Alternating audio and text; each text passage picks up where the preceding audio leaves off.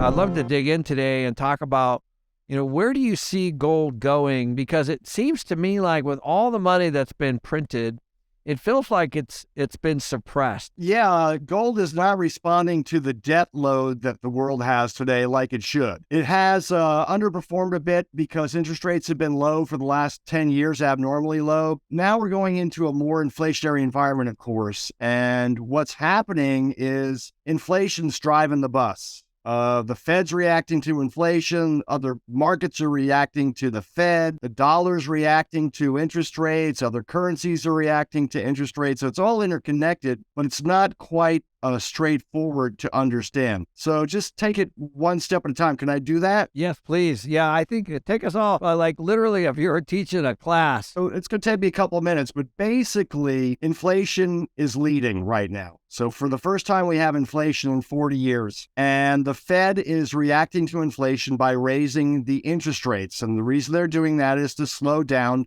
demand, to take the pressure off of the pricing that is happening because there's not enough goods to meet demand. Now, usually that's because the economy gets overheated. This time it's a little different because the supply side has been interrupted by COVID supply chain disruptions.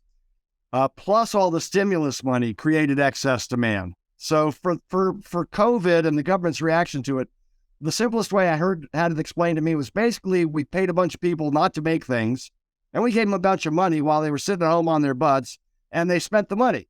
So there was less goods and more money, and that's helped to spur inflation. So the Fed has raised rates, and they've raised rates higher and faster than every other country. And the U.S. economy is doing better than most other economies. Japan, China's not doing very well right now, primarily because of COVID. Europe is in trouble because of the Ukrainian war. So inflation is hotter in other places, and the economies around the world are doing less well than we are, even though we're not doing that great. So what's happened is that all the money from around the world is looking for safe haven, so it's coming to the U.S. because you can get a better, safer return here for your money.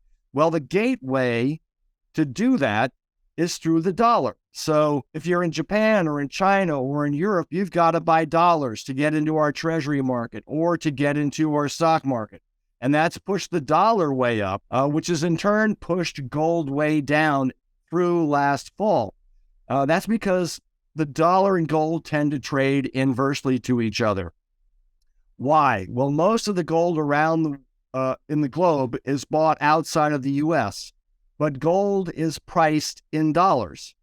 So when the dollar becomes more valuable, gold becomes more expensive in other currencies.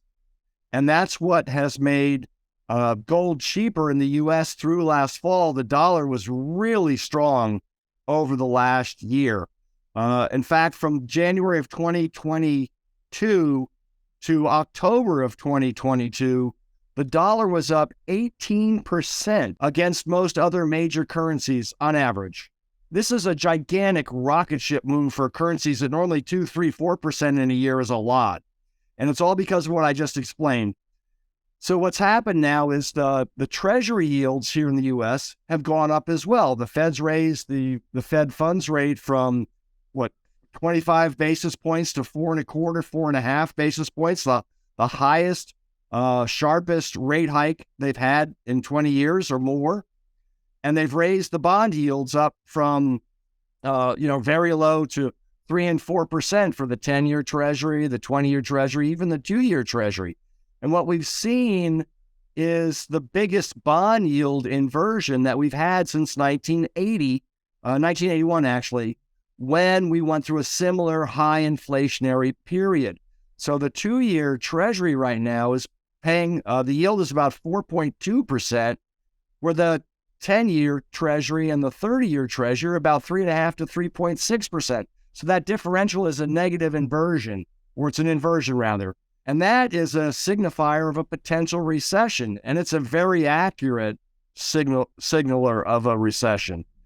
So all of this is creating a big flux in everything. Currencies fluctuating against each other. Inflation spiked. It's coming down now. And I do expect inflation to moderate some because everything the Fed is doing by raising the rates is slowing demand down, and the disrupted supply chain that we've had is starting to ease. So we're going to see, you've seen inflation come down from 9.1% last summer to 6.5% as of the December print. It's falling, but it's probably not going to fall a whole lot below 5 or maybe 4.5% by this spring. And we talked about why when we had lunch a couple days ago. It's because of rents, which are 40% of the consumer price index, and they're slow to reset. And you've got your finger on the pulse for rents. I mean, you know what's happened over the last year or two. They've gone way up. So inflation's going to stay up, but it's going to come down some. But all this has made everything really, really confusing to most people on the street who don't follow this every day, like I do, or in your sector, the cost of financing and what kind of return you can get on real estate, which is one of the best investments you could ever have, by the way. We are the strongest economy right now, so there's a lot of dollars flowing into it. And so that has created a strong dollar, which has kept gold low. What does that do to other currencies? Other currencies have lost value to the dollar, and that's made gold more expensive in those currencies. So when gold was down about 12%, 13% in October, gold was up the same 8, 10, 12% in other currencies, whether you were in Japanese yen or euros or British pounds. So that's starting to narrow a little bit because gold is up actually higher than where it started 2022 by about $100 right now. It's up 17% in the last 3 months. And it's because the bond yields are starting to fall.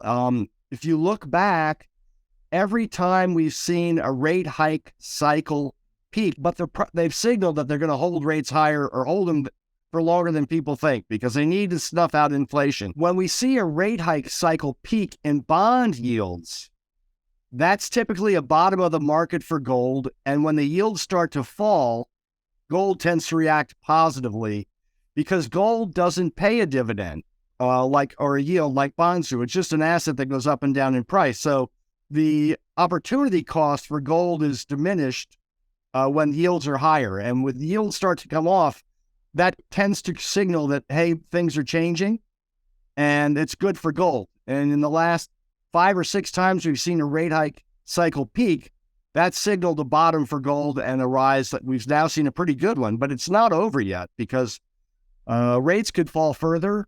The bond market is calling the Fed's bluff basically right now because yields are falling in the bond market, even though the Fed says it's going to hold rates up. For those listening that maybe don't know, what is the bond market? How is that measured? Well, the bond market is a credit market. It's the biggest credit market in the world. If you're going to loan money to the U.S. government, they're going to do that in the form of a bond, and they're going to pay you interest.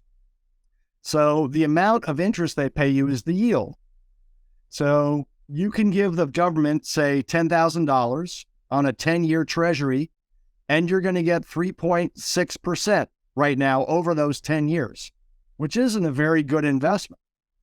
But as yields fall, and now the value of what you pay for that bond when you buy it is a net sum of that $10,000 plus the interest. Do you understand? Yep. So the bond, you're actually paying less than $10,000 to get the bond. So there's a price for a bond and a yield on a bond. And what tends to happen when the yields go up, the price goes down because you still need to get to that net sum at the end. Now, when the yields start to fall, the price of a bond goes up. So that's why when we see the market is gaming the Fed right now, because what's happening is even though the yields are falling, the value of those bonds are going up. So you could actually make a 10 or 15% return on a treasury in a year or two if the yield falls from a peak.